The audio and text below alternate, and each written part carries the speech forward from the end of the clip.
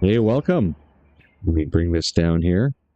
Here we go. So the birds aren't too loud. Hey, welcome to Second Breakfast. Here's our, there we go. Here's our thumbnail for today with our topics that we will be discussing after the intro. But first, a message from our sponsor. Second Breakfast is sponsored by Your Higher Power. That's right. Your Higher Power is free to use at any time in your life. I use mine every single day to help, to ask for help and to pray for others. But most of all, I use it to give thanks. Give thanks always. And it works for me. It helps me to get through the day. Well, I hope you're ready for the show, and I hope you're ready to face the day with the love of your fellow man, because you're going to need it after getting through these topics. So let's go straight into the intro, and then we will be right back.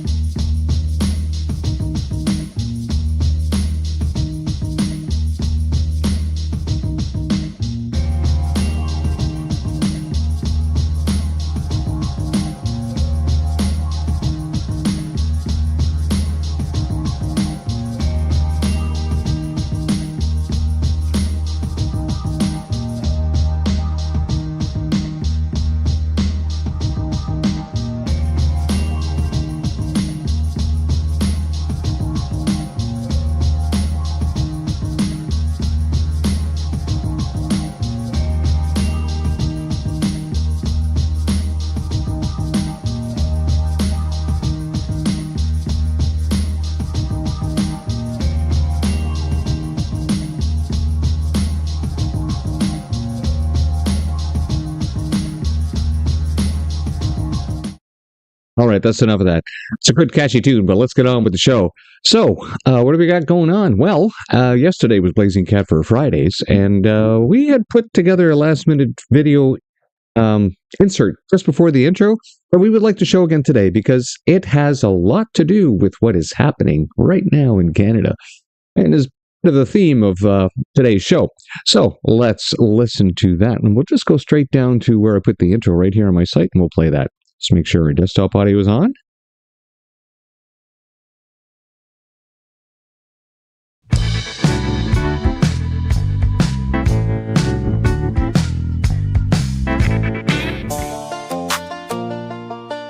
Boys, gather around now. Let's talk real soft. Yeah. Flew across the water, met the big man overseas. He looked me dead in the eye, laid the rules down with ease. No public lectures, no fuss on TV. Keep it soft and quiet, just between you and me. Keep it on the down low, soft tone when we talk. Beat around the bush, baby, take the easy walk. We don't say the bad words, we just hum and we sway. Play it real nice and quiet every single day. Down low, down low, soft tone, don't you know? Yeah, some folks whisper about the motherland trying to sing, but I deny that genocide talk and keep my smile real clean. Soft tone on the motherland, gotta keep the good times rolling. So if you haven't caught on yet, well, today's theme really is how compromised the Liberal Party and our government has been by the Chinese communists for a long, long time. Very long time. Oh, and of course, it always good to see yet another video here. With AI, it's so great just to actually visually represent exactly what has happened because it's true. The entire Liberal caucus are PRC puppets. And it's blatantly obvious. They've just gone all over there because they were summoned. And they're slowly turning Canada into a communist nation.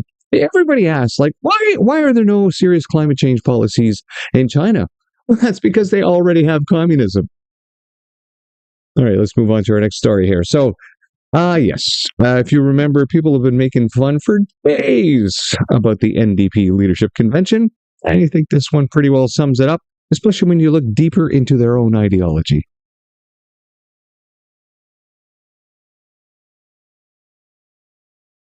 Democratic Party in Canada, where they were competing in the most robust victim Olympics I've ever seen in order to get their little color-coded cards in order to determine who could talk at what time. Yes, hello. I was standing here with my gender equity card before. This card was used in an inappropriate manner. But it was this gal right here, the moderator. I think she was my favorite. Point of privilege on microphone 1, then we'll go to microphone 3. She looks very stern. She looks almost like she maybe is a commandant of the LGBTQSS. So I'm sure by now you've seen the clips coming from the... Because you really do have to ask yourself, how far are they willing to go to enact their ideology?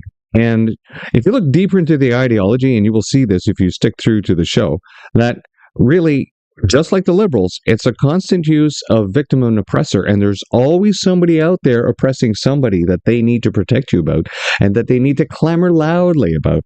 But the problem is, the further left you go, the more you find anti-Semites. So they're just a bunch of racists joining that particular organization just so they can feel good about themselves. Oh, yeah, they can wrap themselves in the blanket of climate change, but all the while, what with the Jews? Yes, it's true. You will see. You have seen. Know them by what they do. Know them by what they say. You've seen the Green Party leaders' rants in Parliament, and if you haven't, go and look them up. She has pretty well exposed herself for who she is. So, if you thought the equity cards at the 2026 NDP Leadership Convention was bad, just wait until you see this. This is so cringe, but what's worse is this is what today's leaders believe and teach. It's the law. That's right. It's the law of LGBTQ land. God help us. And this post, of course, by Dan Dix. We have a little more from Dan Dix further into the show. Let's watch this short little video. I'm Adrienne Smith. I'm a Vancouver lawyer and a QB member. I'm here to talk to you about why it's important to use appropriate pronouns for transgender people. But before we get that far, what do all these terms mean? A transgender person is someone whose gender identity doesn't necessarily line up with the sex that they were assigned at birth. For example, when a baby is born and the doctor says, "It's a boy!" we all expect that little boy to grow up to be a man. But that's not actually true for most trans people. Some trans people are assigned male at birth, but identify as women when they grow up. Some trans people are assigned female at birth, but identify as men when they grow up. There are some other trans people who don't agree with the gender binary and don't identify as masculine or feminine. Those folks, like me, are called non-binary or gender non-conforming. So what about pronouns? A pronoun is a word that stands in for a name. Some common ones are he and she, but some non-binary people and other trans folk might use they or z or something else. So why does it matter? Okay. I just have to stop it here for a second. Because a lot of people don't realize pronouns are language constructs and how to use and write your language in the written word. What these freaks have done is they have basically kidnapped that part of the English language and adopted it for themselves and said that we are now the owners of pronouns, and if you abuse them or misuse them, we will come after you. That's what they do. They're crazy, absolutely crazy. And you saw there, she's saying, oh, and these are the allowable pronouns, and here are some pronouns that transphobes would use. All right, so now, of course, now they're creating their own victim status and creating a whole new class of oppressors for them to go after in society so that they can hammer their message and their ideology against other people. That way, if anybody speaks out against them, well, you're an evil, insert word here that we've created to make you a criminal. That's how the left does it. It's how they've done it in history. Appropriate pronouns for trans people for a number of reasons. The first reason is that it's the law. Recent changes to the BC Human Rights Code and the Federal Human Rights Act make discrimination on the basis of gender identity and gender expression forbidden. Trans people have always been protected on the basis of sex, but this explicit protection makes our obligation as coworkers and as union members even more clear. Another reason that it's important to use appropriate pronouns for trans people is so co-workers and union members. Ah, yes, that's right. So they basically take over the workplace and then impose their ideology. And that's how they've done it, right? That's how they've quickly accelerated this stupidity into law. But of course, they all have far left woke politicians for the past 11 years who've also been putting in far left woke judiciary people into all the positions to ensure that this ideology keeps being pushed. And of course, giving all kinds of funding and push to the human rights tribunals across Canada to ensure that this ideology is also pressed upon everyone else in a society, even though the majority of Canadians do not believe what they are pushing here. Because this is a complete construct on their part that they have created. This was not like this before 2015. This is pure tyranny of the minority.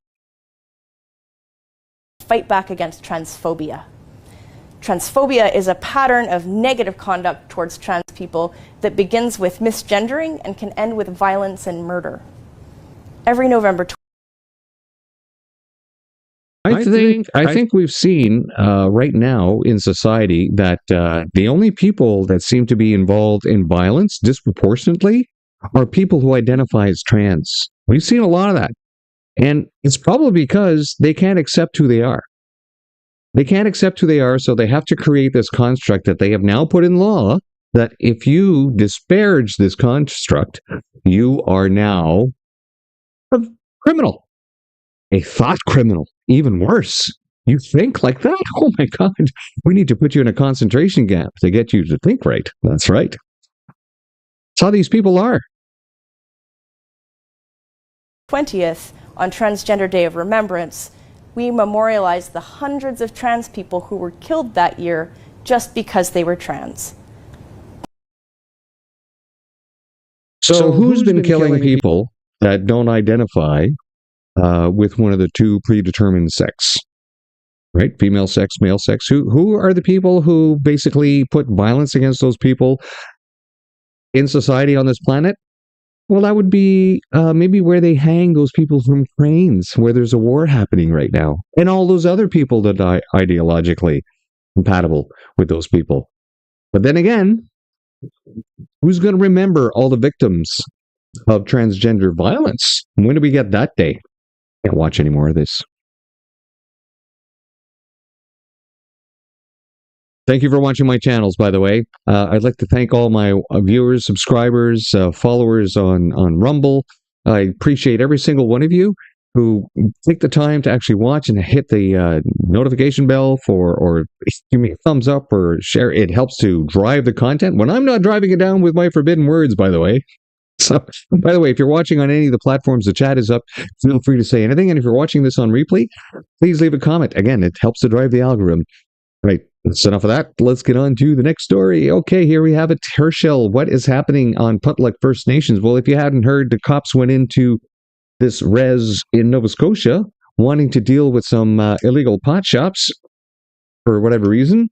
And, well, I guess they didn't plan the operation properly because the locals trapped the RCMP vehicles, basically making it impossible for them to leave the res. And then, then they had to basically take out of the vehicle what they could so they could leave the camp on foot, leaving their equipment behind, which, of course, got trashed on the res. It's such incompetence, you know, after that shooting that happened some years back and how the RCMP completely dropped the ball on that situation when they had that mass shooting. And now this. You know what? I think it's true. Like, all of the good people are leaving Canada. Anybody with a schmick that is ready to risk their life for this government, whether it's in the RCMP or the Canadian Armed Forces, are looking at the stupidity running this nation and saying, screw that. They're going to treat me like this, and they're going to pay me that, and they're going to act like that. And of course, we're not covering this today, but the gun buyback, as you know, is a complete failure. And, I guess the RCMP senior person was talking to someone in the CCFR and telling them, we don't have time to go and confiscate guns. We don't even have enough time to deal with the crime. So we're basically telling them, we're busy dealing with crime, not dealing with legal gun owners. So we'll see where the crybaby liberals take it from there. Now, I always like to go back to the UK and have a look at what's happening there because it forecasts what will happen here. And so far, everything's been correct, from mass migration to the government embracing Muslim values over Christian values to basically replacing the population with mass immigration. Just like they're doing in the UK. Well, they've done it in the UK, and of course, they're almost completely finished here in Canada as well. But, the Britons are not happy with their king. Especially, this is Easter weekend. And traditionally, because Britain is supposed to be a Christian nation, the royalty has always given us an Easter message. They've given us a Christmas message because they are Christians. But the King of England is no longer a Christian, even though he's the head of his church, apparently. But I guess the weight of the belief in Islam is just too heavy a burden for him to say anything to Christians tomorrow morning on Easter Sunday. Let's listen to an upset Briton speak about this. Way in your relatively short period of time on the throne.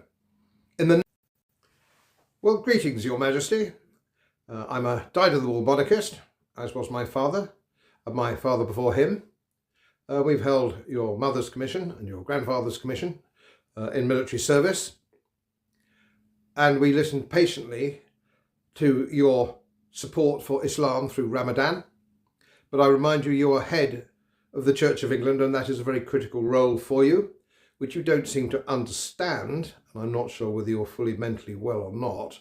If you're not, I wish you well. But it seems to me you have no real deep Christian faith, and neither does your son. Presumably you had a hand of bringing him up. This is a very important constitutional role as a Christian. And it now seems you're not going to give an Easter message, which I think confirms what many of your subjects have believed for some time, that you have somehow embraced the Islam faith. And that's not a problem as far as I'm concerned. I'm a libertarian. You must embrace whatever faith you think appropriate, but not as king. Not as king. You must abdicate, and I would suggest similarly that your son must not take the throne, because it seems to me you do not understand what your role seriously is. You're one of the richest men in the world, and you have a reputation, I could possibly comment on it, of being one of the meanest. What I would suggest to you is that you abdicate and get gone. Get thee gone. You are of no use to this country whatsoever. You have failed in every conceivable way in your relatively short period of time on the throne. In the name of God, go. Wow.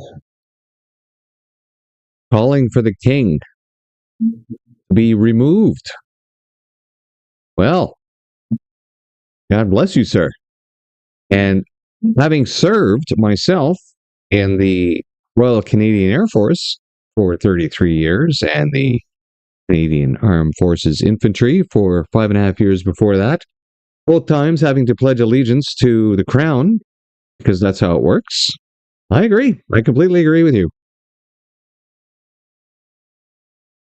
Here's Patrick de Winter. A jihadist in a suit who beheads people is received in Downing Street by the king. Aha! There he is. His picture, of course, blurred out, holding heads of human beings.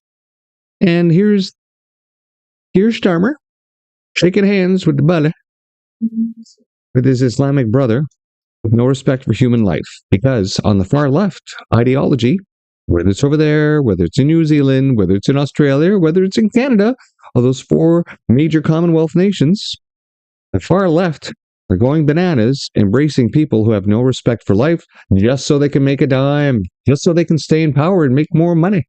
Make more money. That's all they care about. They don't care about their citizens whatsoever. Absolutely disgraceful, writes Basil the Great, one of the most sadistic and disgusting articles I have ever read. This is not fake. It's completely real. The left are justifying migrant assaults on women because it may end racism. Yes. You're such a racist if you say something bad about being sexually assaulted by a migrant. Why a rise in sexual assaults by migrants is a price worth paying to end racism. It's insanity. Far left will try to sell their bad ideas in every conceivable way. And if that doesn't work, well, there's always that mountain of skulls they sit on.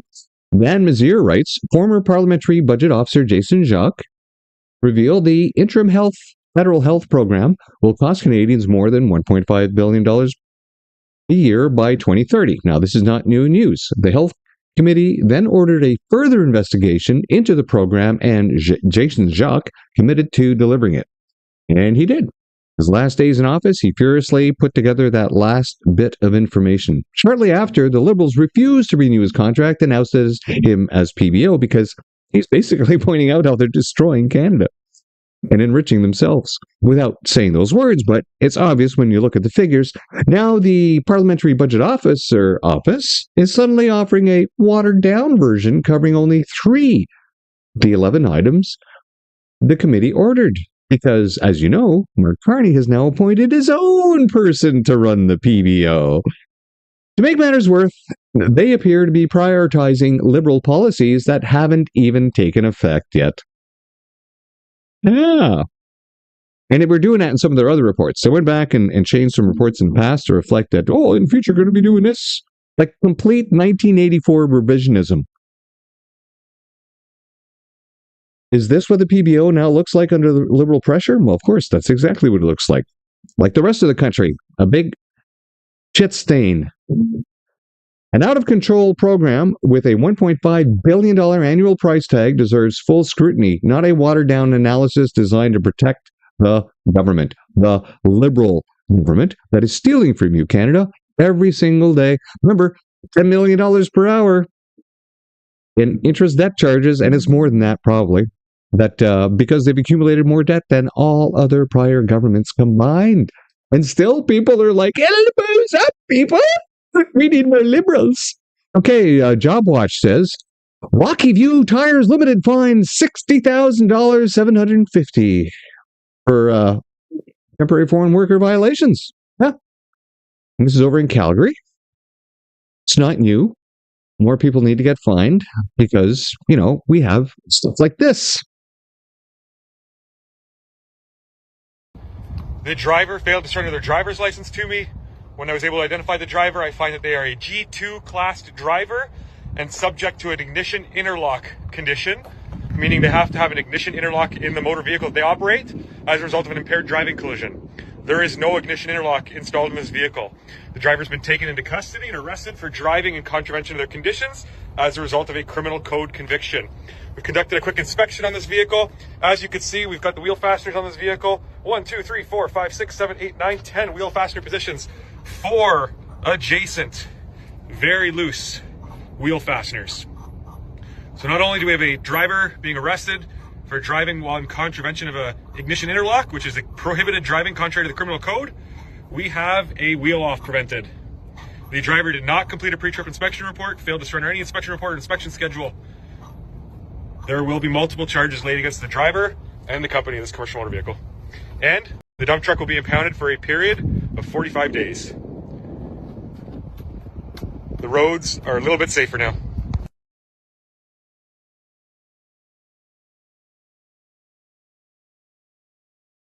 Wow, it brings me back to some of my initial training in the Canadian Armed Forces, something that you probably don't know that the military does. Every time they go to take a vehicle out, they do what's called a first parade. Well, they're supposed to anyway. I'm not talking about flightline vehicles. That's different because they're inspected on a 24-hour basis because they're used 24 hours a day. But everything else that they use in the military, there's a checklist, there's an inspection you have to do. And as a matter of fact, a lot of the drivers are responsible for doing a lot of their own maintenance on the vehicles themselves.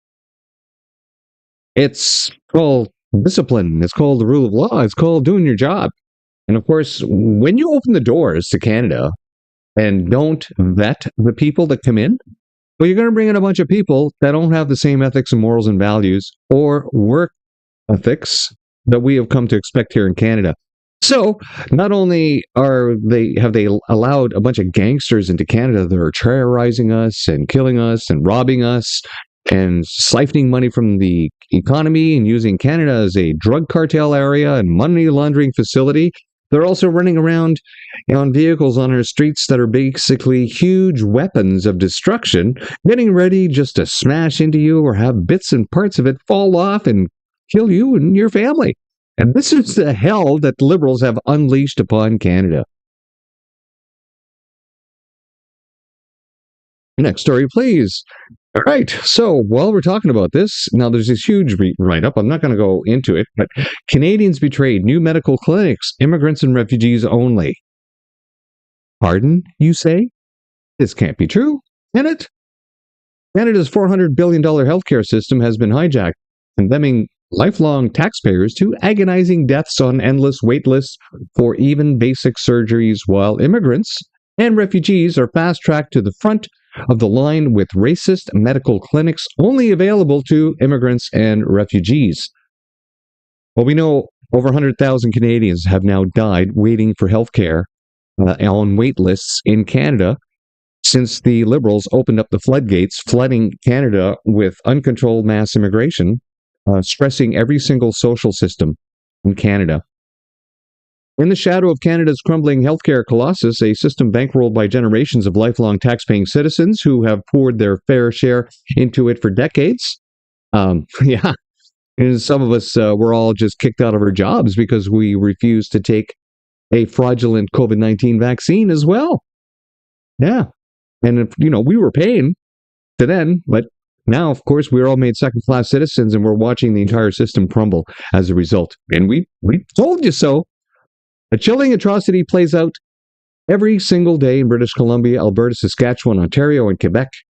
Doors slammed shut in the faces of desperate Canadian seniors, cancer patients, and working families, while immigrants and new Canadians, refugees, are ushered straight to the front of the line for dedicated clinics funded by the very same dollars. This is not an oversight. This is not compassion. This is raw, state-sanctioned racist discrimination beyond measure. An unforgivable betrayal that condemns the people who built this country to die in record numbers on surgical wait lists. While newcomers receive priority care, they never paid a cent into to create. Meanwhile, record numbers of Canadians are dying in the shadows of endless queues. According to the latest data from 2nd Street, at least 23,746 patients died last fiscal year. That's, like I said, over 100,000.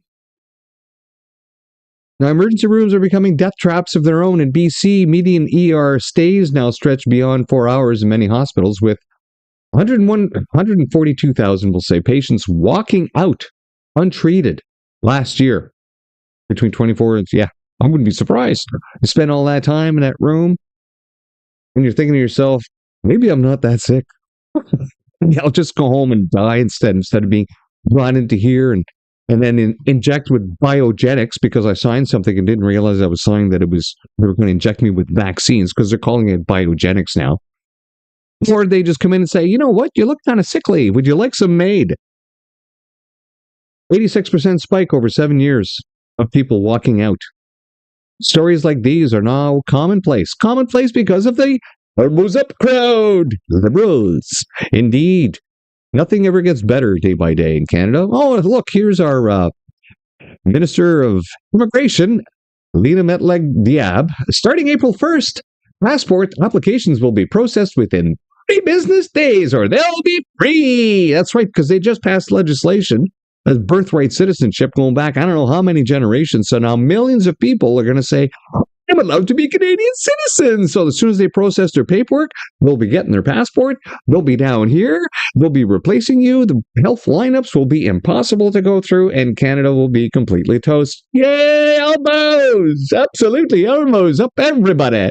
But this whole thing, the reason I put that up there is not just to say that whole little diatribe, is to point out that, again, they don't give a fuck about your taxes because it's free. It's free. It's not fucking free. We're paying for it with our taxes. But it's free to them because it's only other people's money. That's right. Free! Everything free! Jonathan K. Right. Mark these 2 paragraphs from Minding Ottawa. For the next time some delusional activist, in this case a staffer in the Canadian government, tries to gaslight you into believing that Canada was built on slavery. No Canadian Parliament legalized slavery. Said enough online. I mean, my God, folks, learn your history. No father of Confederation was a slaveholder. Slavery was outlawed by the Upper Canada Assembly in what is now Ontario in 1793. The British Parliament followed with an 1834 Act for the Abolition of Slavery throughout the British colonies, and then they proceeded to destroy slavery on the high seas on the entire planet.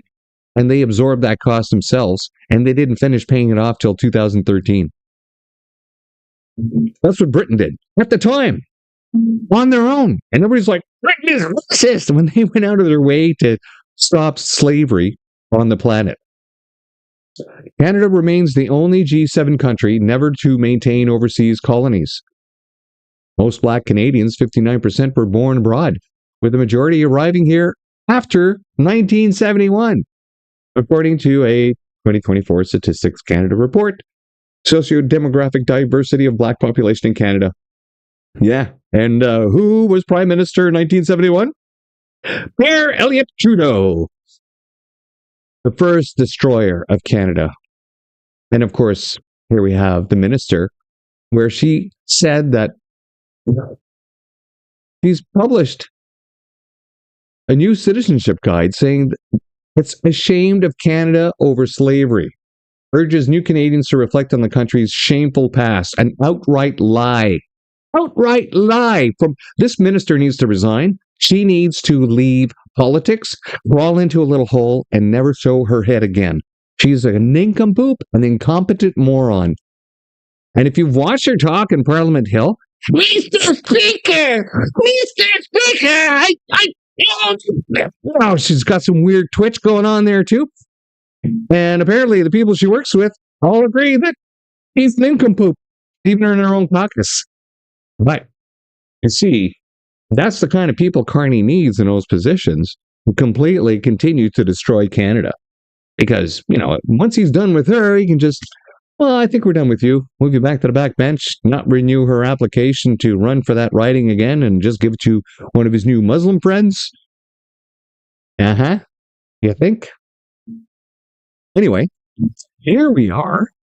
Nick Osmond-Jones writes, a Canadian Navy ship flying the trans flag and warning members that they will be disciplined if they say anything.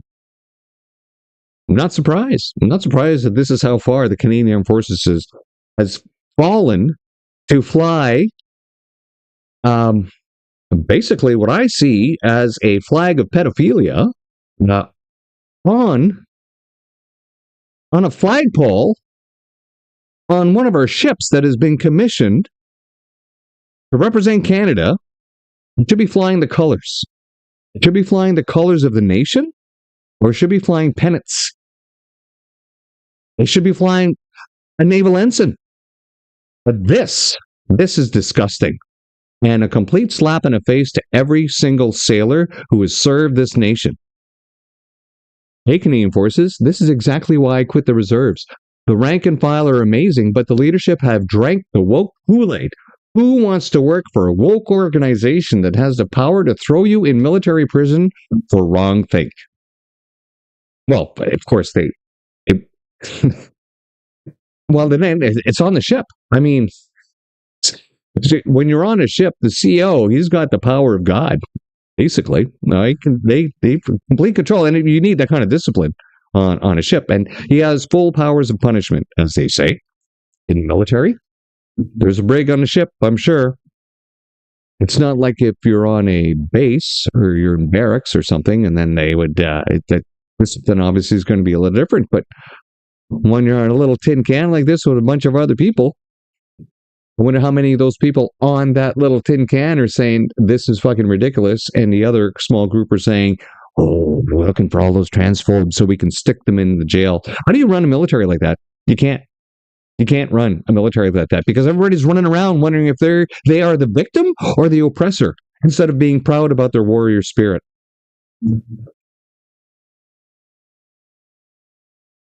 How is it possible for an entire middle school class to be trans, he writes. Now, I don't know.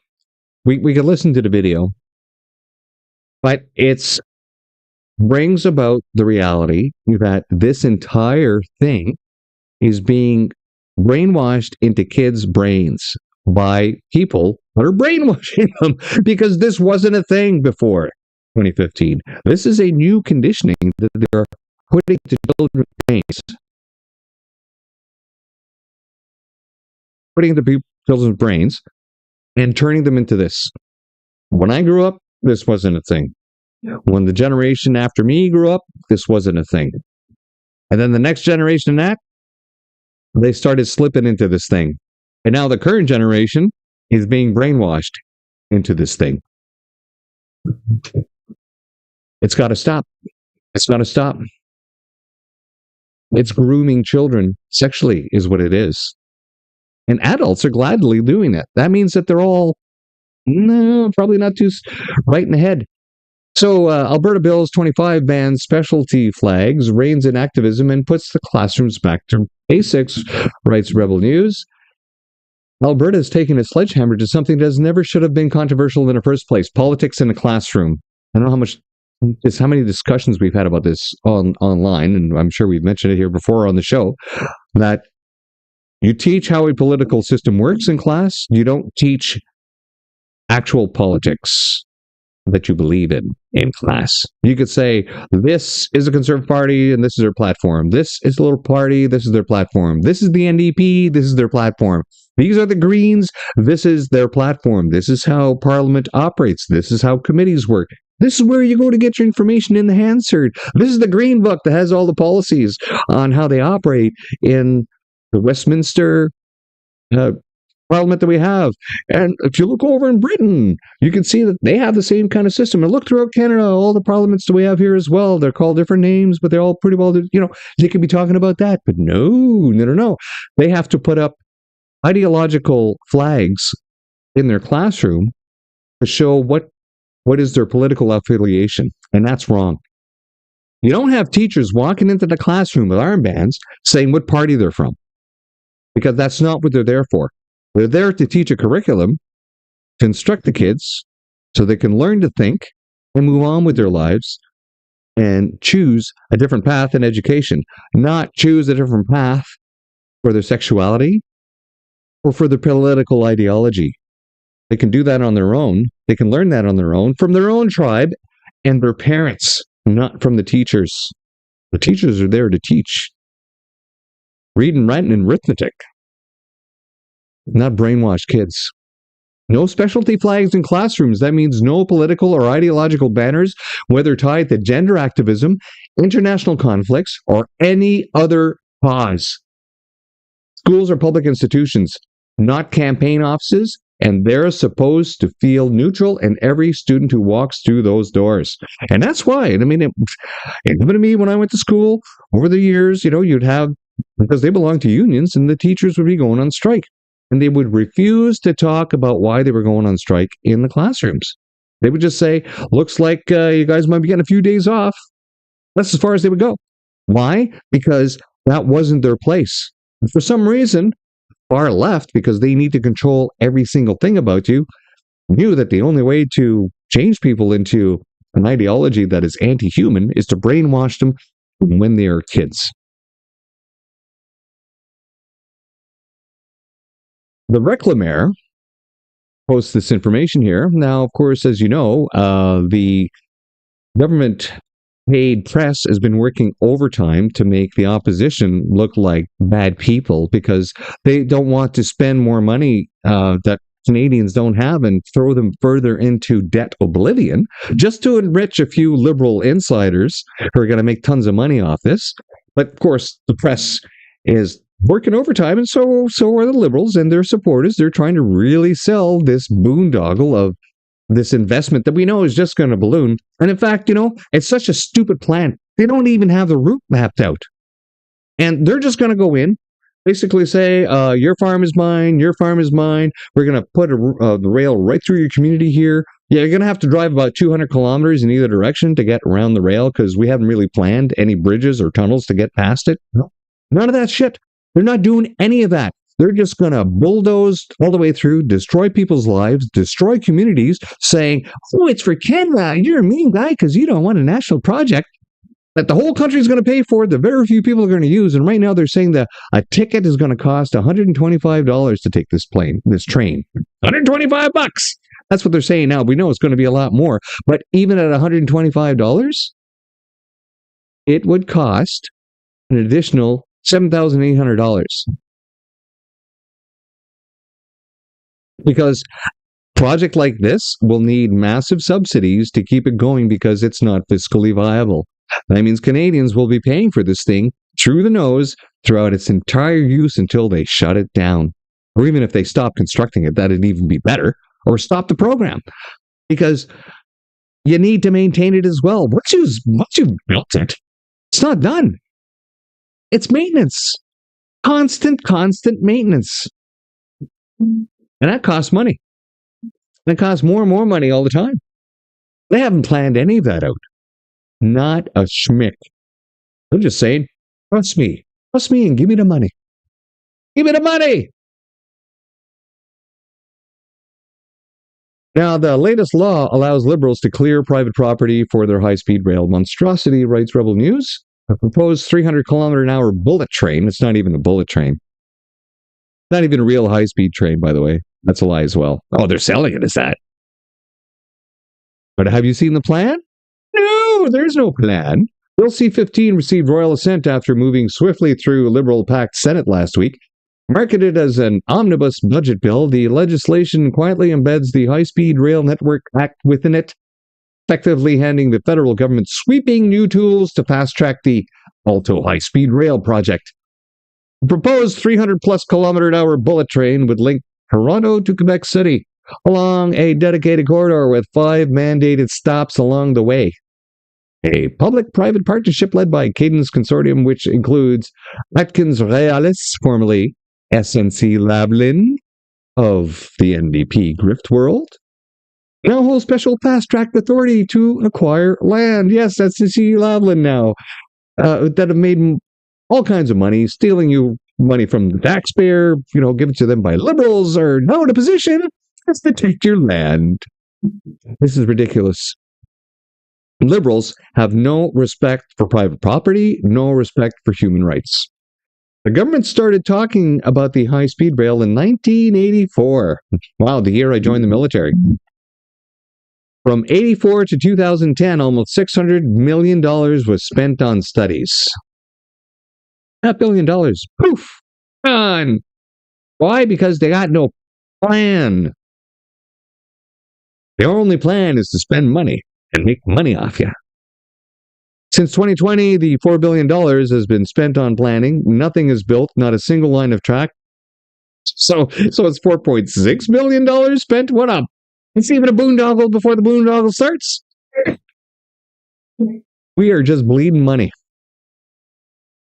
for green stupidity. Now, of course, I always like to remind people, the Qualified Canadian Journalism Organization, tax credits, which gives close to up to $30,000 per employee per year. Now, of course, to get that $30,000, you would have to pay your employees the top salary of $85,000, which means you're really only paying them $54,000, or sorry, $56,000, because the government's going to top it up for you, and you can attract all the talent you want that'll make that pay, and have no ethical or moral compunctions about knowing that they're being paid by the government, and therefore the messaging is controlled by the government, because the government has made you an employee by giving you money.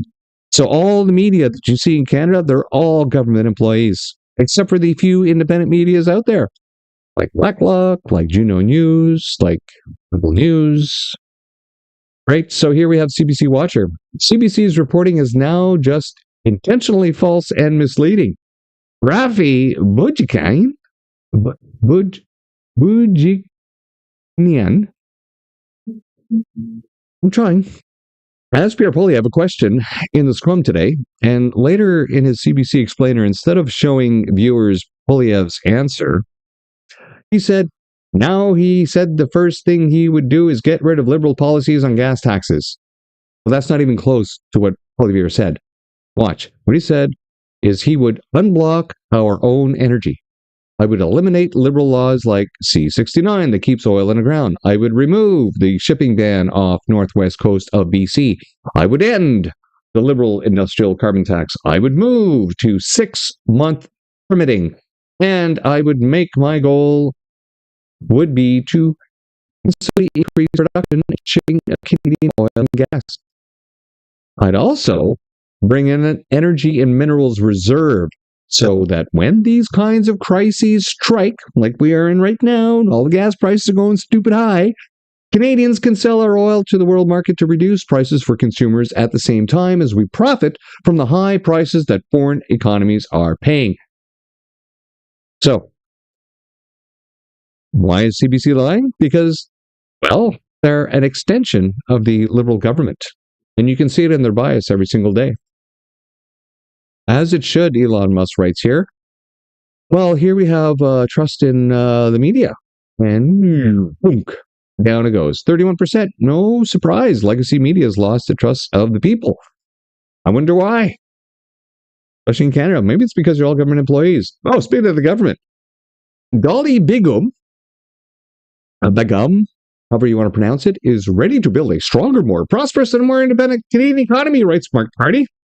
This is the candidate for Scarborough Southwest that is running for the Liberal Party. And who is this person? Well, this person, according to this story here, over the parison.com, NDP candidate. She used to be NDP, and the Liberals absconded her from there. Handily wins Scarborough Southwest. And I'm going to go down to the story, and we'll read down here. She has a doctorate in educational leadership from U of T, a head of justice studies at the University of Guelph Humber. She's been a lawyer. She's a Scarborough politician for 30 years.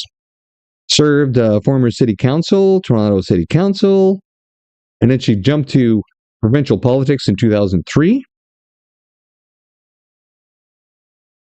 So, as you can see, she's a politician with... Sorry about that. I can see it was choppy. She is a seasoned politician with clear ties to the far-left ideology. Now here you have Dolly Begum reportedly owns several investment properties as an NDP Scarborough Southwest NPP. Vote her out, they were calling for on this Reddit post. Why? She talks big about housing affordability, but her husband, Rezwan, has several investment properties. Hold her accountable next election time, vote her out. So these far-left people here don't like that he owns property because as a socialist, I guess she should be divesting herself of these properties or using these properties to help poor people instead of, just enriching herself. Now, concerns raised over Dolly Begum's financial Liberal candidacy, written in the Ottawa Sun. I think we just go down here. Yes. She's made concerning comments regarding Israel and Gaza, including accusing Israel of conducting a so-called genocide and publicly repeated untruthful anti-Israeli propaganda in May 2025 on social media posts. Amplifying debunked claims that Israeli aid blockades would result in the deaths of 14,000 babies in Gaza in 48 hours. Begum has also publicly criticized the government's stand on Israel. To recognize Palestine while simultaneously supplying arms and support this carries out atrocity is not only hypocritical, it is a betrayal of justice and moral failure. Probably a big reason why Carney brought her in, because Carney is also a big anti-Semite and doesn't like the Jews. That's because he's said he was going to arrest Netanyahu, another leader in another country, if they step into the country. So we know, in the way that they have not protected Jews here in Canada and allowed a lot of people who hate Jews in Canada to shoot up their mosques and their businesses, we know that the Liberals, just by what they do not like Jews. And say, oh, but there's Jews in the cabinet. You ever heard of a self-hating Jew? Or people that just make arguments in their own brain to say that what is reality around them is not reality, so they can convince themselves, lie to them, that their party is just looking after the victims because there's oppressors out there, when in fact the Liberal Party are the biggest oppressors around. And here's another socialist publication here. They are also not happy with Dolly Begum because she jumped from the NDP into the Liberals. Now, Marizalea writes, David Abbey got caught red-handed He told Canadians there was no proponent, no route, no project to oppose. Meanwhile, a leaked internal briefing note shows his government ordered ministers to secretly build the case to kill Alberta's Northern Pipeline. The majority of Canadians support it. The majority of BC residents support it. Indigenous communities were offered 50% ownership. So you got some support there, and Ebbie is sabotaging a nation-building project behind closed doors while lying about it to the public. That's who the BC are. That's who the far left are. And that's why you will never get anything built under the Liberals that actually is a benefit to Canada, because that's not their ideology. Their ideology is to turn Canada into a communist shithole while they enrich themselves on the way to making it happen so that they can live in elitist gated communities while the rest of the country crumbles around them. That's their plan anyway. Riley Donovan writes, tension in Vancouver Island's Cowichan Valley as locals protest bylaw that threatens farming and rural life by cracking down on chickens, fences, and RVs. We've seen this before. We've seen this in a lot of other communities. This is not something new, but it is relatively new here in Canada, and Vancouver is losing its mind. Sorry, Vancouver Island. So they basically telling people what they can have in their backyards. Now, this has not been a problem so far, right? What do the far left do? They never can leave well enough alone. And when they put in laws, they never talk to the stakeholders. No. For them, it's always ideologically driven. It's about what feels right. Well, there. Are we back? Yes. Okay. It's about what feels right for them. It's never about actually studying whether or not what they want to impose is going to destroy people or help them.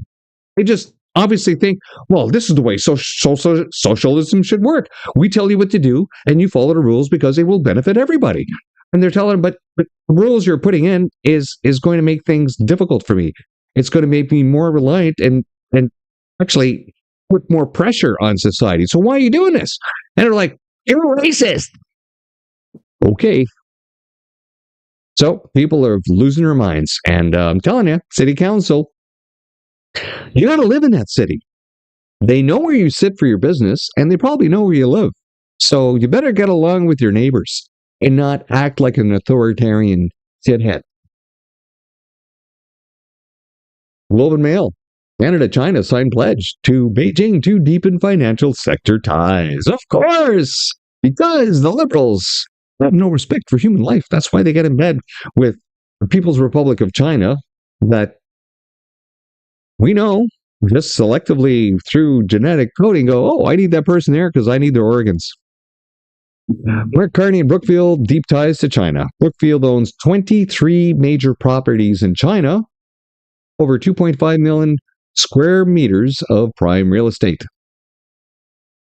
Took hundreds of millions in loans from Chinese state banks, including a $276 million loan from the Bank of China in 2024. That's who Mark Carney is. He took that money. Oh yeah, he's so deep tied with the communist Chinese, and you voted him in as prime minister. Completely beholding to them. Owns a 2.2 gigawatt wind farm and significant solar assets across China. You know, the only way you can actually buy stuff in China like this is if you're in bed with the communists, because the communists won't let just anybody invest in their business. They have to ensure that they have complete control over you. It's like joining a gang, because once you're in, you can never get out, because they will find you. Multiple cozy joint ventures with Chinese state-linked companies, including China Life Insurance. All of this happening while Mike Carney was vice chair and then chair of Brookfield. Yet during last year's election, Carney boldly declared, I think the biggest security threat to Canada is China. Funny how the guy sounding the alarm on China was busy cashing in with them the whole time. Funny how that works, isn't it? Well, let's get on here with our first bit in we really need to talk about. We're already an hour into the show. Now we're getting into the meat of it. Mark Nissen posted, breaking, Moose on the Loose just dropped the most damning report yet on Mark Carney and his web of companies tied to the green grift. This is the most dangerous man in the world, and he's trying to take over Canada. So this is a really good clip of David on Moose on the Loose. And let's watch this. And then we'll be right back with the next little piece that follows up to this. Mark Carney and Justin Trudeau have set this up. So they forced our entire country down this path, with Brookfield getting ready to capture all the money that comes in when they force carbon credits on all of us. So any company that's not super eco and green, they'll have to buy carbon credits from a company like Brookfield that produces them. And since Brookfield is the leader in this space, they will make hand over fist cash on all of this. They're going to make a fortune on this. That's what I think their plan is here. That's what I think's going on. And that's why Mark Carney won't disclose what his financial interests are, won't disclose what his assets are. They're in a blind trust. I don't know what's in there. I have no idea. Who's controlling his blind trust? His buddy from Goldman Sachs? Who's controlling it? Is it Bruce Flatt? So after seeing all of this, if we go to Mark Carney's SEC reporting here, coming directly from the Security and Exchange Commissions in America, as it says here, Mark Carney on the side. So he's got 209,000 shares of Brookfield at $35. These are stock options, so he can buy it at this price. He's also got 200,000 shares at a strike price of $40, which currently, if you were to buy them and sell them, you would get $6.8 million profit. That's profit if you were just to buy them and sell them. So if he pushes forward this net zero agenda and this whole carbon capture agenda and jacks up Brookfield's earnings big time, and their stock goes from $50 US to $100 to $150 to $200 to $500. Not only these stock options go way up in value, which what I can tell from other journalists are likely the options he got when he joined Brookfield. These were given to him as a bonus. He's likely bought a whole bunch of shares on top of this. He might have 10 million, 20 million, 50, $100 million of shares in Brookfield as well as this. This is the reason why we need to know what he's invested in. What stocks does he have? Does he have an extra 100,000 shares in Brookfield, 1 million shares, 10 million shares in Brookfield? Because this reeks of conflict of interest. This is beyond conflict of interest. In uncovered audio, Mark Carney admits that massive institutions like his firm Brookfield are promoting radical net zero policies not to save the planet, but to make a lot of money off of this. So instead of playing the clip off of here, let's play it off of the source, which comes from this 54-minute video. I'm going to play a little bit extra than what he had queued up there. That market is, for all the headlines, is tiny. I mean, it's measured in the hundreds of millions of dollars. In a true transition, this is a $100 billion a year market. And so there's a big process that's underway to put in place the plumbing and the governance, the standards for a global market in carbon offsets, which we will see move forward probably by the end of the year. So that's a pretty exciting development. Third thing, and I'll stop on this, which is for the financial institutions themselves, what's their trajectory? What's their carbon footprint of the people they're investing in or lending to? And how do they expect to manage that going forward? Do they have a transition towards net zero? How much sustainable finance, said another way, are they going to do? And as I mentioned a moment ago, we have some of the world's biggest institutions, many of which are headquartered in the United States, who voluntarily stood up and said, we're going to manage to net zero by 2050. Actually, we're going to have specific targets by 2025 and 2030, so you can measure the short term. And they don't say this quite as loudly, but what they're also saying and thinking, and we're going to make a lot of money off of this, because actually this is the way the world's headed. I mean, I'm not sure exactly when we get there, but to be carbon competitive is going to be value creating. Mark Carney has more conflicts of interest than probably every other politician in Parliament combined. Mark Carney cannot be the next Prime Minister of Canada.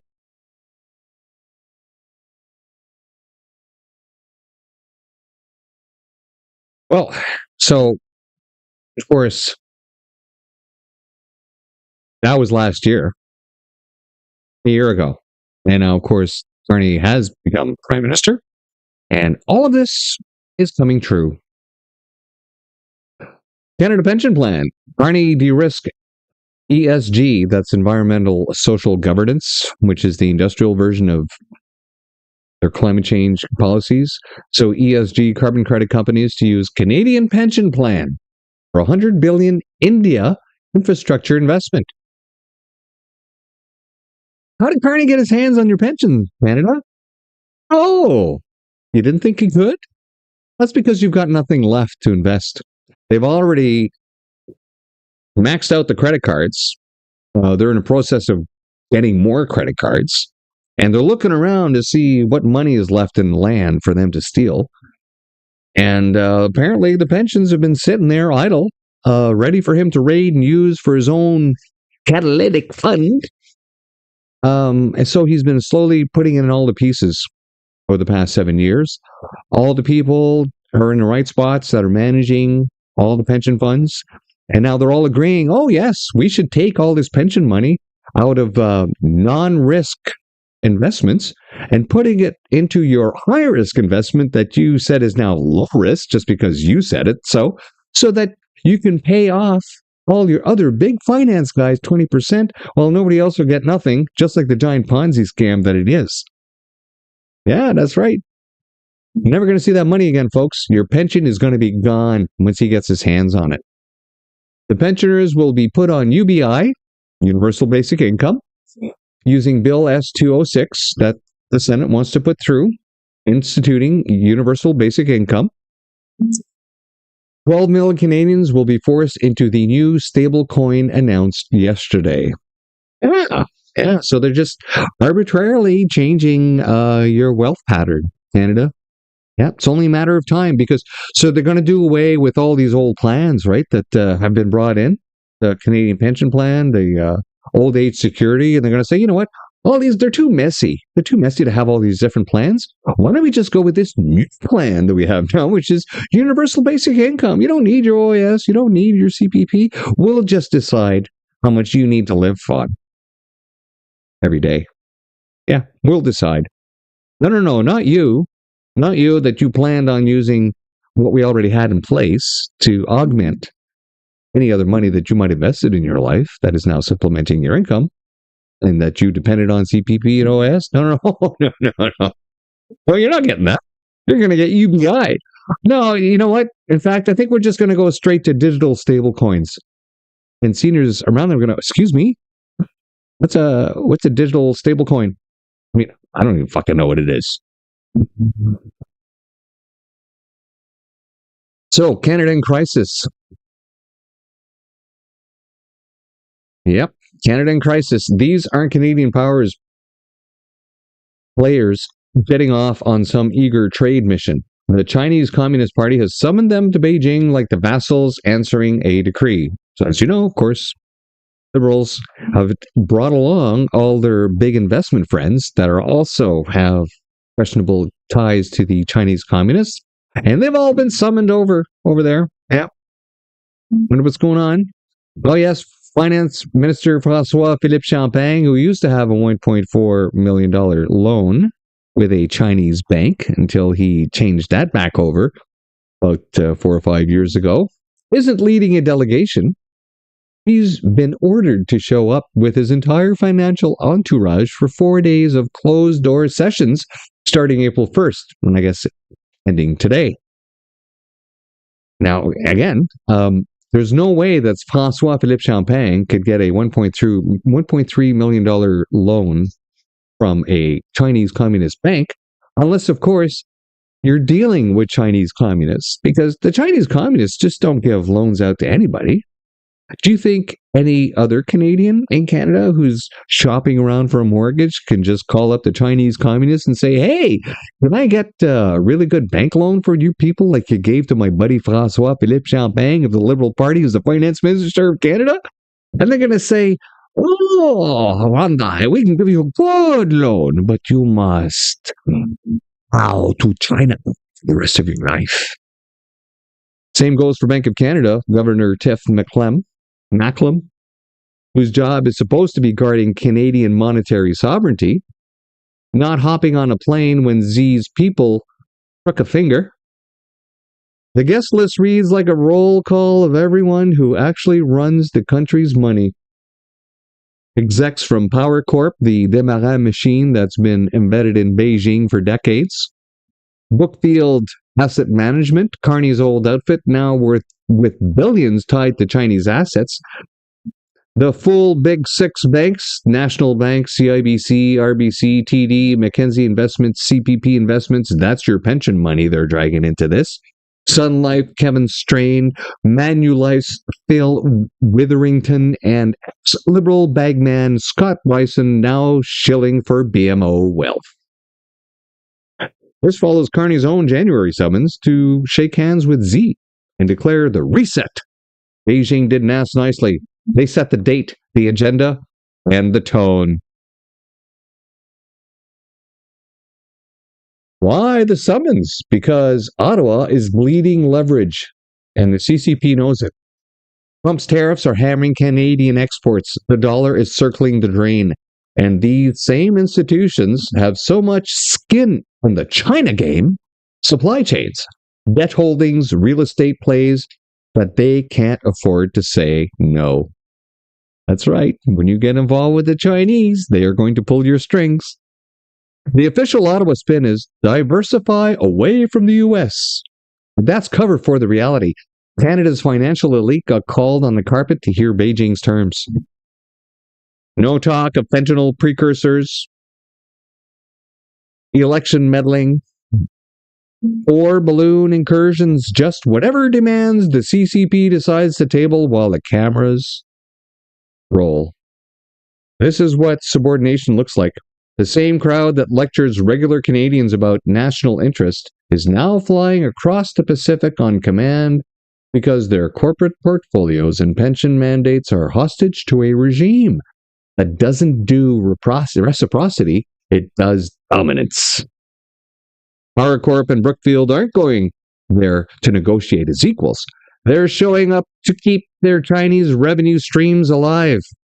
The CCP investments isn't diversifying, it's being reminded who controls the boardroom now. Because China isn't inviting them. They are being summoned as financial vassals to the throne. Welcome to China, Canada. Now, good little video here, posted by Shareware Canada. I've played some of this guy's stuff before. So, Carney 2008 to 2026, reset campaign 2020, all foreign interference is classified. Key Eurasia Group equals Gerald Butts, Diana Fox, Carney's wife, Ian Bremer of World Economic Forum, owner of Eurasia, Geopolitical Risk Advisory and Electoral Risk Management. So let's see, ECOS polling, right? Another government-funded polling station out there to brainwash Canadians into thinking that liberals are really good and doing really well in the polls, when in fact they're just skewing their polls because they're paid by the liberals, using your tax dollars, by the way. Abacus Polling, another polling company. Angus Reid, yes, another polling company that lies to you constantly. Private polling for sale. Everything you see and hear is guided by Eurasia Risk Management to squeeze you into net zero, which of course is Carney's giant Ponzi scheme that he's developed, that he's abusing Canadians to ensure that he makes money, that his friends make money, and to try to convince other countries that they too need to get in on this Ponzi scheme, even though all those other countries are realizing that we're not doing a Ponzi scheme anymore. We're creating new energy, using old energy systems because we've run out of energy. And they're looking at fields of solar panels being destroyed after windstorms or hail, and liquefying their ground, now realizing that there's cut-off switch in these solar panels that have been made in China, that China can just turn off and say, oh, you're not getting that power anymore. Little radio transmitters in the inverters when you're inverting your DC into AC. Anyway, so let's listen to this quick little video here.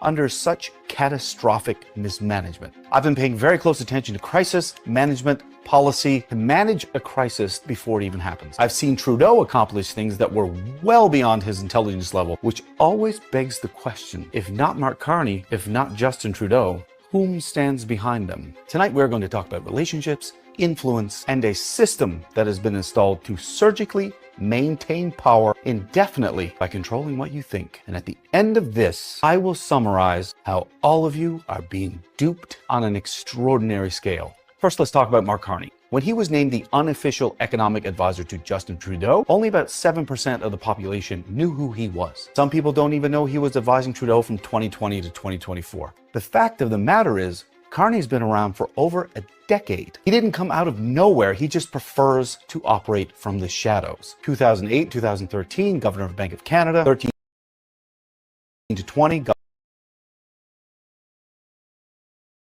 Bank of England. Trudeau was doing readouts of Mark Carney as far back as 2015, and in his resignation, he stated that he was trying to recruit Carney to run as leader for years. And this was heavily considered back in 2011, but Carney wanted to stay with the bank because at the bank, he had his finger on the pulse to global finance. You should also know that Mark Carney's wife, Diana Carney, was also an alumni and probably better connected than Carney. From 2010 to 2013, served Vice President of Research for a progressive, liberal-aligned think tank on energy, environment, and income inequality. She's an important figure later. Now everyone is going to know who you are. Carney is also a foundation board member of the WEF, the World Economic Forum, from 2010 to present day. He is still heavily engaged, and Mark and Trudeau have been at WEF summits together as far back as 2018. They are well known for the Great Reset campaign, which was launched in 2020, stakeholder capitalism, climate and ESG agendas, young globalist leaders. I'll read you a quote later from Klaus Schwab regarding our own government. It's important that I mention this because you remember that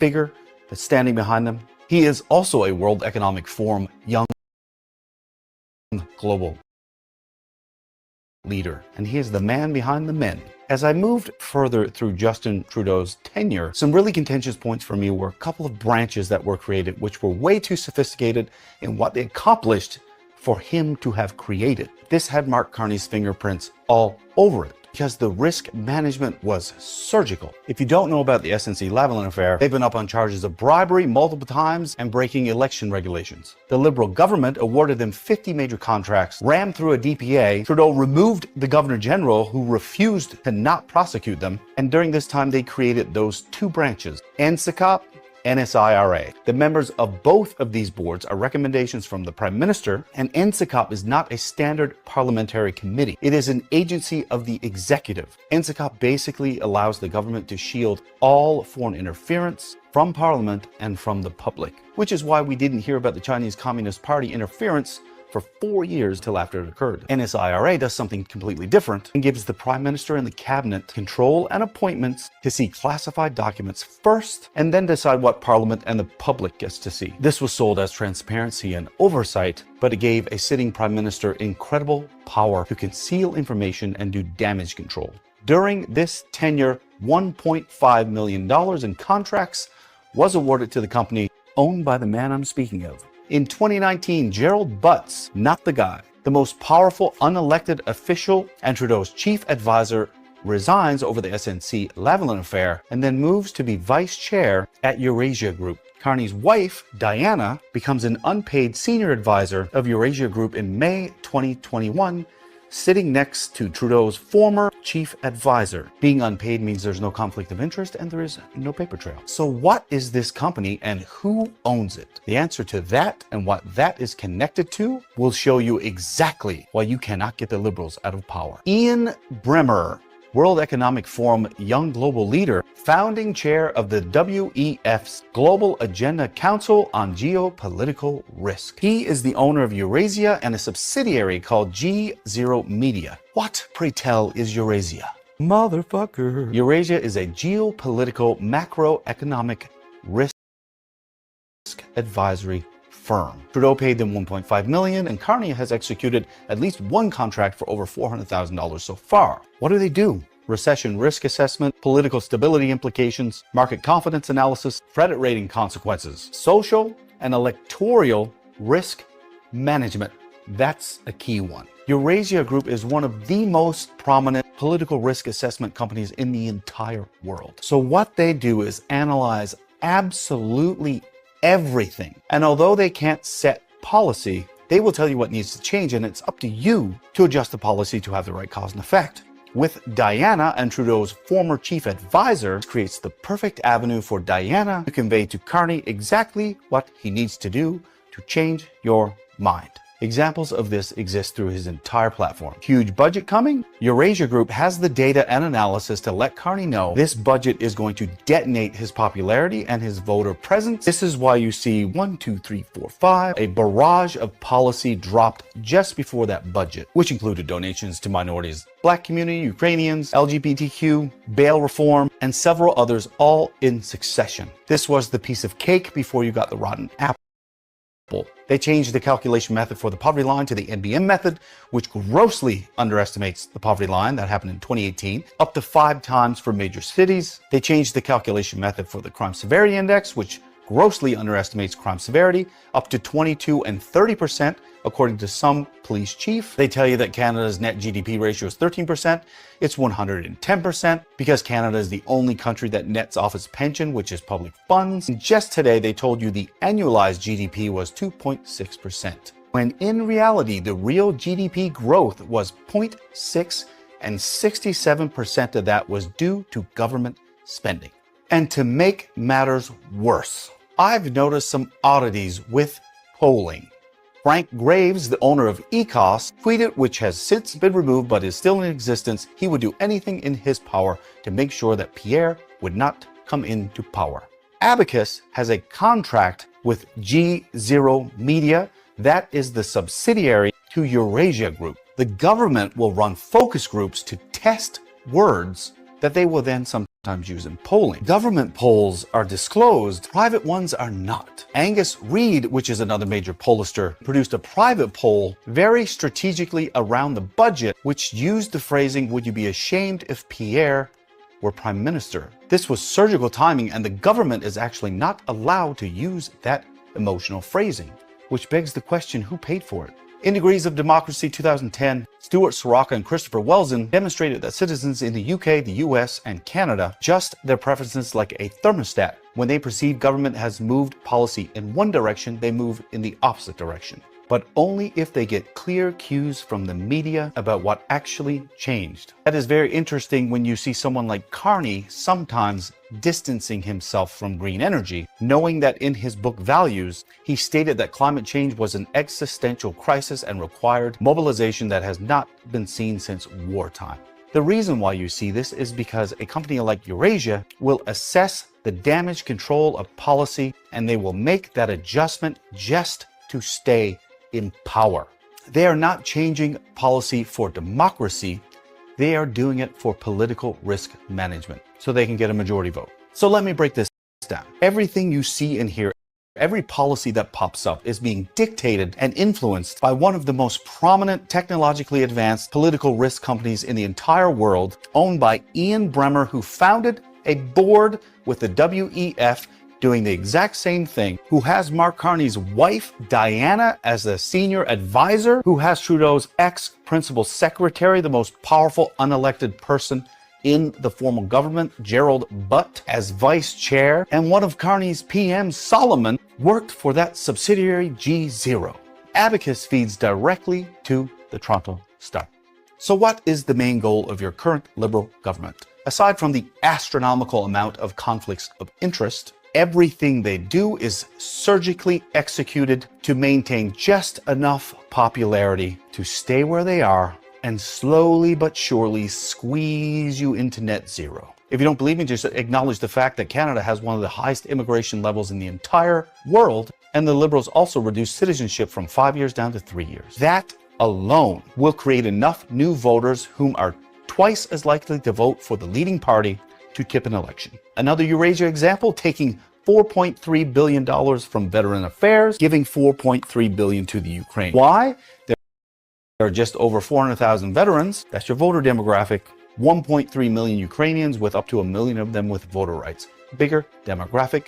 Give them the money, plus that 4.3 billion can be used to pay for reactors for the Ukraine by a company that is owned by Mark Carney's transition fund, which blows his carried interest through the roof yet again. The system that they have in place is absolutely catastrophic. Having that system in place while simultaneously creating pockets of voters everywhere is going to make it very difficult to get them out of office. And if they make us poor enough and introduce general basic income, which I promise you is mathematically impossible under this fiscal landscape, will create the biggest liberal voter base you have ever seen, and you'll never get them out. You might get one chance in a spring election. So Ian Bremmer, Diana Carney, Mark Carney, Gerald Butts, good old Solomon, I know exactly what you're doing, and I have piles of information to prove it.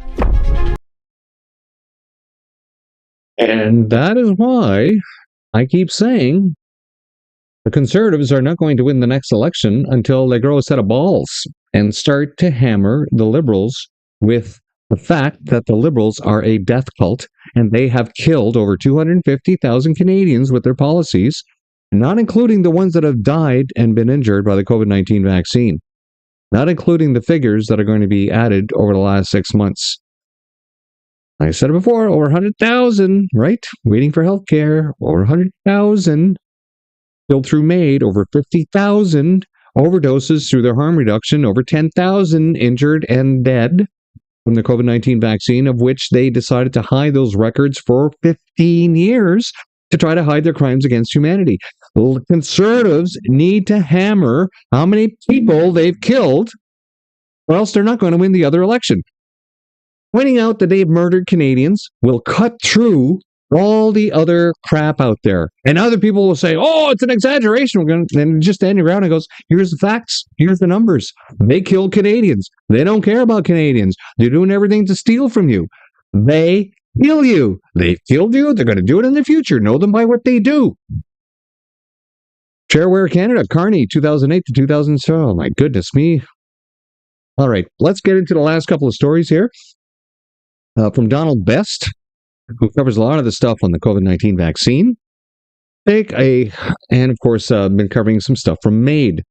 Now, take a 102-year-old man from his home in Canada, and you risk never seeing him alive again. This Canadian is 102. And you know what? I'm looking here, he doesn't look a day over 85. That's the MAID reality family's fear.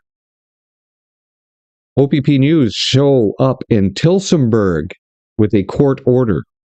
Right here in my province, in Tillsonburg. Son, not opening the door. Break it if you have a warrant. It's under appeal. The father is clear. He'll die where he chooses. He sounds clear and rational to me. The dispute? Sister wants the farm. Father wants to stay. He alleges dementia. Son says he is clear and rational. Police are caught in the middle. But enforcing a Thursday night order on Good Friday with no time for legal response is dirty pool. Yeah, I say. So the champions stand up. Are we back? Yes, we're back. Okay. In the end, the officers leave because they are not going to kick down the door, and the son knows it. The son also says he doesn't trust the police or the courts. These days, I don't blame them at all. Let's watch this short video.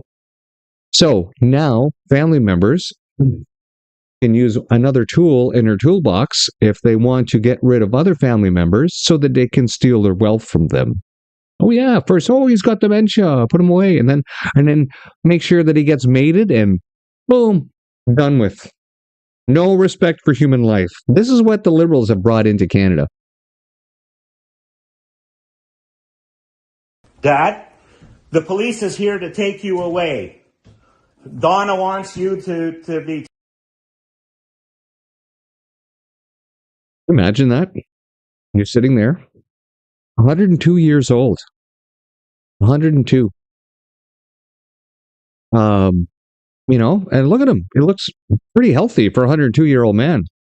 If I'm lucky enough to live that long, if my higher power allows me to live that long, I hope I look as healthy as he does. And, you're being told, oh yeah, your daughter wants to take everything from you and have the police cart you away so that she can have it. Can you imagine? Imagine that kind of disrespect for your family, for your parents. Because the Liberals decided that this was the way to move forward in society. You can tell the police officer what you want. where you gonna put me? Come here. Come closer. Come closer. I just don't go and they throw me out. No, I'm not opening the door. I told you that. What don't you understand? You can break the glass and take them by force. Well, then that's it. Yeah, I know the reason you're here. Because you have an order to extract them out of the house. Yeah. I know my lawyer here. Just hang on. What did you say? My lawyer comes, I go. You don't have a lawyer. He says if his lawyer comes, he'll talk to his lawyer.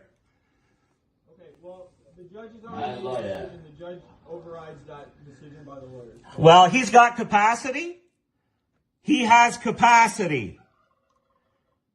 Okay? So he can make his own decisions. There's no ruling that he doesn't have capacity. Okay, and I understand he can make his own decisions. That's right. The judge has kind of overridden all of our decisions.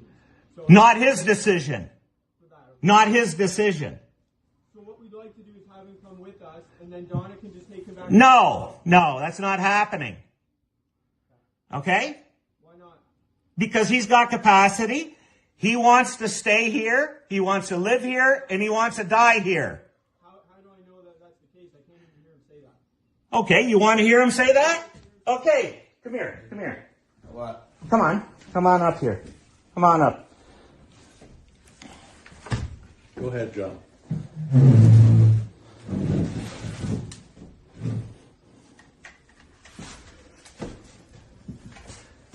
What do you want? Okay, that's the police. They want to take you away to the home. Oh, no, I got no home, no place. I got here. Well, I'm not opening the door. If you can't hear, then you got to break the glass. I arrange place mine to go to the old home. Myself, I don't need no help here or anything. I just on the way today to see where I gonna go and retire. Now it's my place and my sons, and we are all in peace. Got no problem. We working on and put everything in place what is supposed to be. We don't need policemen and everything. We're not fighting or anything at all. We're doing right way with the lawyers and whatever needed police, the police gonna be involved if the lawyer ask for it. You're not willing to come see your daughter then? I can't hear. You're not willing to go see your daughter. You don't want to see Donna, right? Donna, no. What for I see Donna? I arrange. He said for what does he need to see Donna? Well, she wants to see you. Well, she can make an arrangement to come and see him, not with the police. She can come in a peaceful manner. We offered that. But we have a court order to extract them. So I didn't do nothing. And now police here, and I got a daughter and son that they look after me. When I need the police, I call them. Okay. I don't need any disturbance of police. He doesn't want to see his daughter. His daughter deceived him. Yeah, the daughter should be here. She's not here at the moment.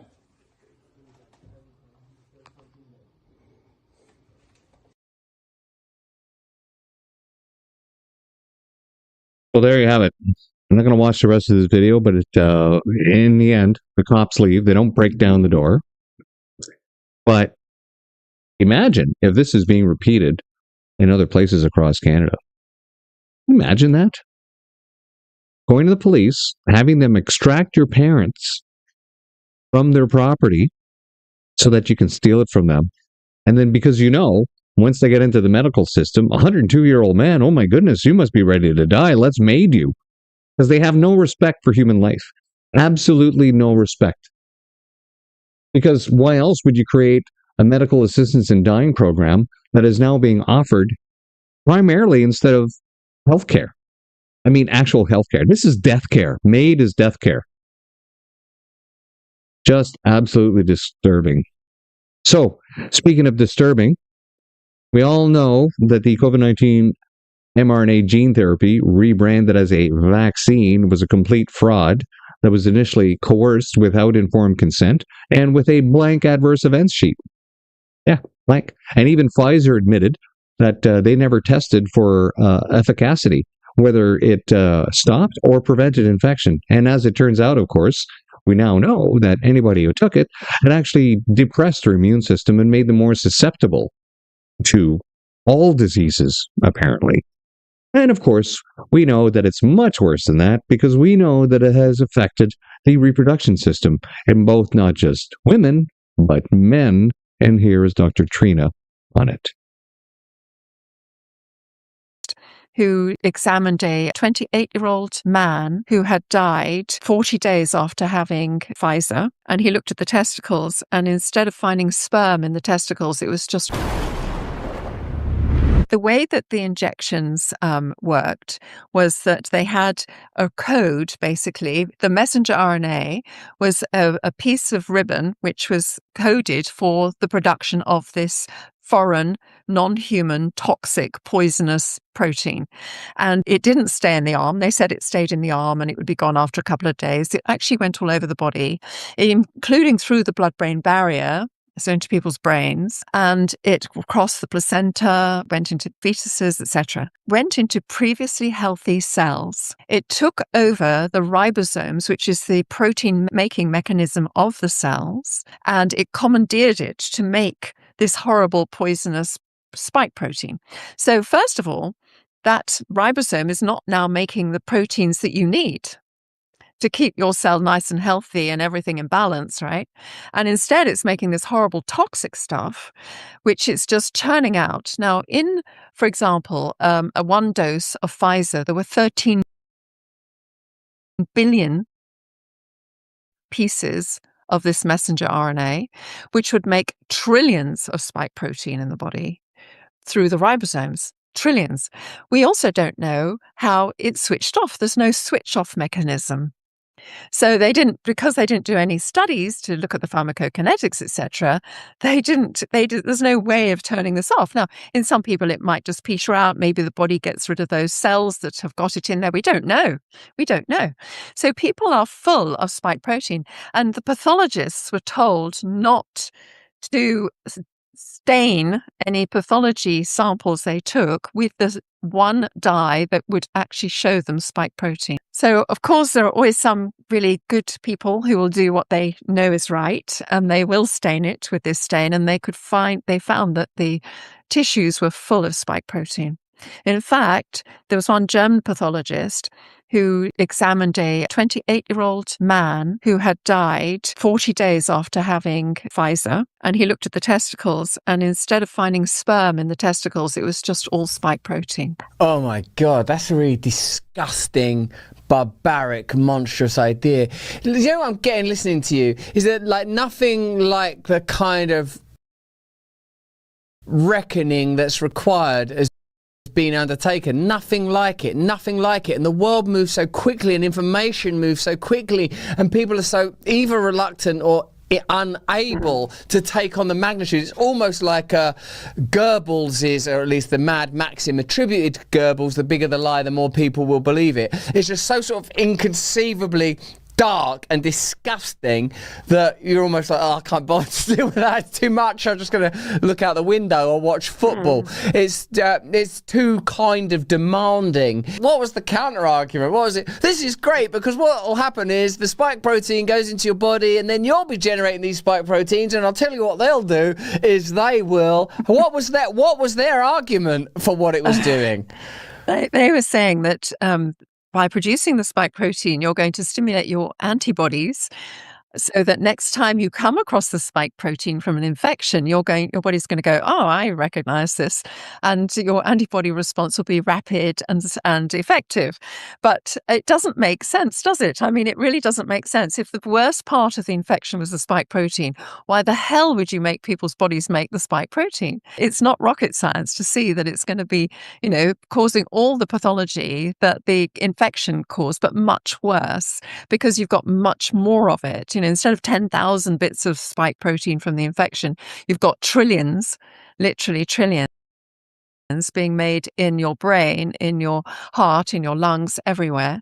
And it's no great surprise that there's been so many ill people. And my clinic is full of people who are really suffering. It's absolutely heartbreaking. Someone asked me the other day, how do you get a sense of what's going to happen next? I told them, I simply look out the window. But if that doesn't work, Polymarket. I check it out. Right. So I don't have an advertiser other than my higher power.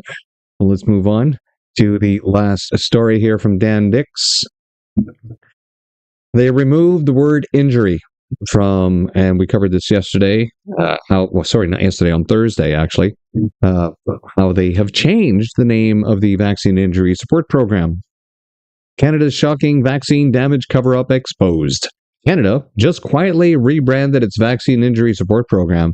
They literally removed the word injury from the title. As of April 1st, the old Vaccine Injury Support Program is gone, and in its place, the shiny new Vaccine Impact Assistance Program, the VIAP. Waiting for the bit rate to catch up. There we go. And, if you're still watching at this point and you're seeing these choppiness issues, I'm still waiting for my new provider. And of course, now they've delayed it for another week, but I don't care. Eventually, it'll get here and we won't be having these upload stream issues. While over 11,000 serious injuries and 442 deaths have been reported, and those are only the ones they will admit to, because we know there are far more than that. The government has only paid out $18 million to victims and funneling tens of millions to private contractor, right? Because there are a lot of other people that were impacted by this, by the mandates, but they will never, ever see any help or justice from this Liberal government. They're still buying more shots, still gaslighting the injured, and now they're playing word games to hide the damage. In this video, Dan Dix of Press for Truth breaks down the shocking rebrand, the pathetic assistance being offered, and why this is one of the most disgusting acts of damage control we have ever seen.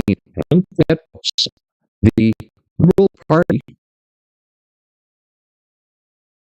Liberal Party of Canada has sealed COVID-19 vaccine harms and injuries records for 15 years to try to hide their crimes against humanity, because I will say it often and over again, they have absolutely no respect for human life. Dan Dix here reporting for Press for Truth, and you are not going to believe what they are pulling now in Canada. If you thought the gaslighting around the COVID shots couldn't get any more Orwellian, just wait until you see this, my friends, because Canada just took it to a whole new level. The government of Canada is taking meaningful steps to better support Canadians with a serious and permanent injury as a result of receiving a Health Canada authorized vaccine. As of April 1st, 2026, the old Vaccine Injury Support Program has been taken over by the Public Health Agency of Canada, and they rebranded it as the shiny new Vaccine Impact Assistance Program. After ramming these experimental COVID shots into millions of arms, after the injuries started exploding by the thousands, after even they had to quietly admit that these jabs wrecked at least 10,000 lives, what does our glorious government do? They don't stop the shots. They don't take responsibility. They don't even keep the honest name of the program. No, they just rename it and keep pumping millions of your tax dollars into the machine. It's now impact, not injury, not harm, not we maimed you with our experimental jab, just impact, like they bumped into you at the grocery store. Because admitting that there are injuries, real, permanent, life-ruining injuries, would mean admitting they were wrong, that the safe and effective mantra was a deadly lie, that over 11,000 serious adverse events were reported, including 442 deaths, heart attacks, strokes and blood clots, organ damage and facial paralysis, and spontaneous abortions. Babies ripped from this world before they even had a chance. But no, can't say injury. That word is too honest, too accusatory, too dangerous for the narrative. So now, it's just a gentle little impact, like a light breeze, like a minor inconvenience. The Ministry of Health, Marjorie Michael, even had the nerve to say that people applying to this program are going through a difficult time. Difficult time? People are disabled. People are dead. Families have been destroyed, all because they trusted the government. They trusted the so-called experts, and they lined up for a jab that they were told was safe and effective. This program was created back in December of 2020, right after the government gave the vaccine makers full liability protection. They knew there would be injuries. They just didn't want the companies to get sued. And so they set up this slow-walking, contractor-run compensation scheme. And under the old VISP, managed by Oxero Inc., they've only paid out a measly $18 million in compensation, all while they keep buying more shots, while they keep pushing boosters that almost nobody wants anymore, while injured Canadians sit in limbo, waiting for help that never seems to come fast enough. And now, they've taken it in-house. They've renamed it. And they're pumping more of your money into it, all while refusing to admit the scale of what they've done. They kept incomplete data of the harms, they downplayed the risks, and they laughed and scolded people who raised the alarm. So now, here we are in 2026, and instead of admitting the obvious, that these shots harmed thousands, and the whole rollout was reckless, they're just rebranding the injury program and pumping more money into the machine. When the bodies start piling up, they rename the cleanup crew and act like they're the hero. Well, I've got news for them.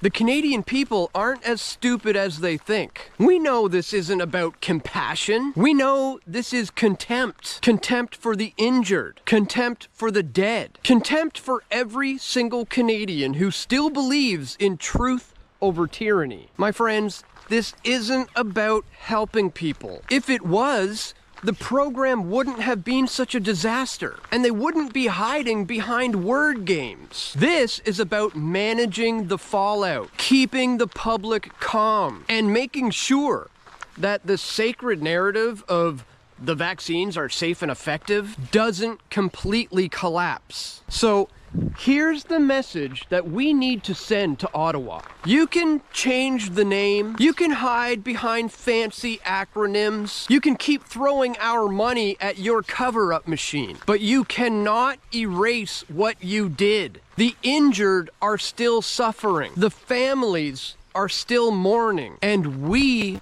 are still watching. If you're one of the harmed, don't stop fighting. If you know someone who was harmed, stand with them. Stop pretending this is normal. Stop acting like questioning this makes you crazy. The injuries are real. The deaths are real. The 18 million paid out so far is just the tip of the iceberg, and they know it. So demand transparency, my friends. Demand real accountability. Demand that the injured are actually helped, not shuffled around in renamed bureaucratic black holes, while the same people who caused the problem keep their jobs and their pensions. And to every injured Canadian who is still fighting for compensation, you are not forgotten. You are not crazy. What happened to you should never have been hidden behind word games. This rebranding is an insult. It's an admission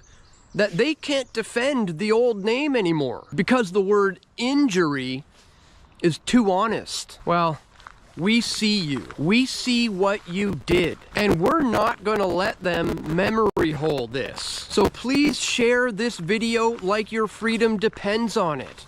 Because it does. The truth doesn't need a rebrand, guys. It just needs to be spoken loud and clear. Because if they can rename the injury program to hide what happened, what else are they renaming behind the scenes? This has nothing to do with public health, folks, and it has everything to do with covering their tracks. This is about a desperate regime trying to rewrite history before the full weight of their crimes comes crashing down. Don't let them get away with it. Not for one more second. Please make sure you like, share, and subscribe if you're done with the gaslighting. Support independent journalism like Press for Truth, because the mainstream won't touch this stuff. Leave a comment and let me know what your experience with all of this has been. And once again, please share this far and wide with your friends and family who need to see it the most. So that's all for today, guys. Thank you so much for watching. Stay vigilant, keep fighting the good fight, and stay tuned. Oh, as you can see, the stream is getting a little choppy there, on and off. It's weird, eh? It's almost like whenever I talk about the stuff you're not supposed to talk about, well, aside from the fact that the algorithm keeps hardly anyone from ever seeing the stream, you know, it's got all these weird little attention things. Now, I just want to do a quick little exercise here and go CDS. Whoops.